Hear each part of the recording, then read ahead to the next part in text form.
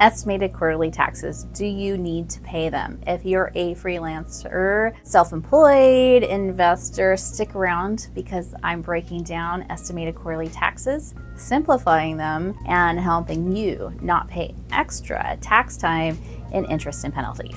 Hi, if you don't know me, I'm Julie Merrill. I'm a CPA. I have been for over 20 years helping business owners start, grow, and scale businesses. I've been a business owner myself. I am a business owner myself. I'm all about helping people earn more wealth, freedom, and pay less taxes. So why do you have to pay estimated quarterly taxes? If you are an employee, a W-2 of a company, your company is taking out tax withholdings for federal and state every single paycheck, and they remit that tax to the IRS and to your state every quarter.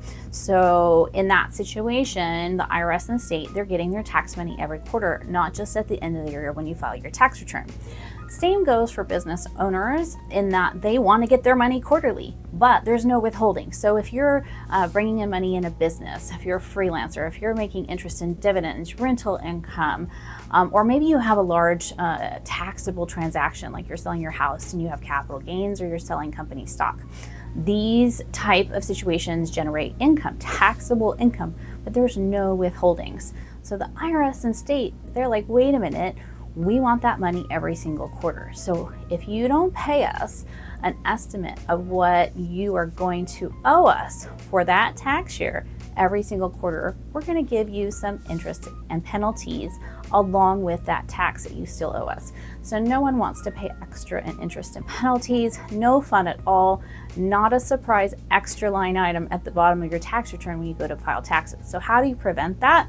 You estimate what you're going to owe for the year. If you used a tax advisor last year or a tax preparer, or even if you filed your own tax return, you likely had a schedule that was provided to you along with vouchers that show you how much you owed. The IRS actually simplifies it, and they just take the total estimate that you're going to owe for the year and they break it down into 4 quarters.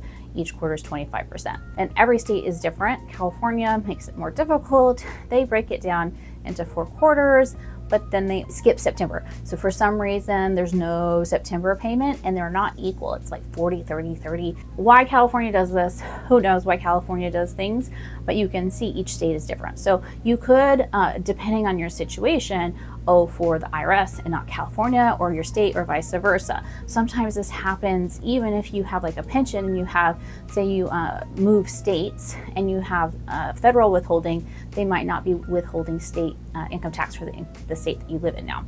So there's various reasons why this could trigger you needing to pay estimated taxes. The key is just to be proactive about it, be aware of it, budget out what your taxes are, especially if you're a business owner, you're sweeping that money aside, you're putting aside that tax money, you're not living on it, so that you can remit it and not be surprised with a big tax bill at the end of the year that has even extra fees tied on to it because there's interest and penalties for these estimated taxes. So how do you pay it? You can get vouchers. The vouchers are the old school way of paying it. We used to write checks, send a voucher in, send it in the mail. You can still do that, but just expect long delays for processing and the possibility that the check could be lost. So always make a copy of the check if you do that. The IRS and states now make it simplified by having a way for you to just pay online. So if you're going to the website for the IRS, you just go to irs.gov, select pay, go down, and you can either pay, it's always a personal estimated tax payment, unless we're talking about franchise taxes, which I'll get to in a second. So it's a personal payment. You're going to either pay with your bank or your credit card. I always recommend paying with your bank. Credit card, they're going to tack on some processing fees on top of your bill. And then put your email in and get an email receipt. So then you have a copy of the record that you paid. You can also do that at the state level as well. So California's website, for instance, is ftb.ca.gov. You go online, you select pay, and then the same thing, you go through and you make an estimated tax payment. It's always going to ask you for some information on you personally, your tax ID, maybe validate your prior year return information, what tax year it applies to, and you always want to select that it's an estimated tax payment for that tax year. What happens if you don't pay it? Nothing's going to happen throughout the year. You're not going to get an invoice. You're not going to get an alert. Hey, you owe taxes. We haven't received any from you. It's just not going to happen. But when you go to file that tax return for the year, maybe the next March or April, or maybe you're on extension and even September and October, they're going to be tacking on monthly interest for those payments. So not only going to have a nice big surprise tax bill, you're also going to owe extra and pay. No one wants to pay more. So again, it's staying on top of it, being proactive. How do you estimate that out?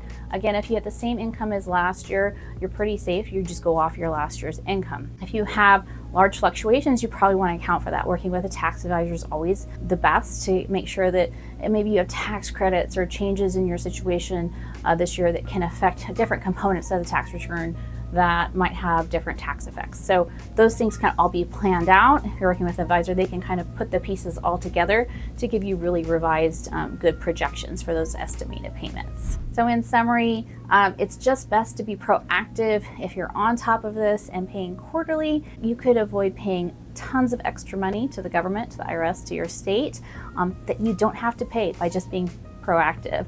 It's not as difficult as it sounds. You can just go online and make a payment any day of the year. So yes, I gave you deadlines, but you can make a payment any single day of the year. For instance, if you have a large transaction, like you're selling a house with capital gains, maybe your company got bought out and you're getting a bunch of stock, those are going to create large taxable events. We want to get ahead of those before they happen, make estimate calculations. That's a great time to reach out to your advisor, get some estimates. So as soon as those transactions close, you make a payment to the IRS, to the state, to take care of those taxes right away. Now, if you are looking for a consult, there is a link. You can always book a call with us and we can provide personal tax advice. But this video is not that. This is for informational purposes only.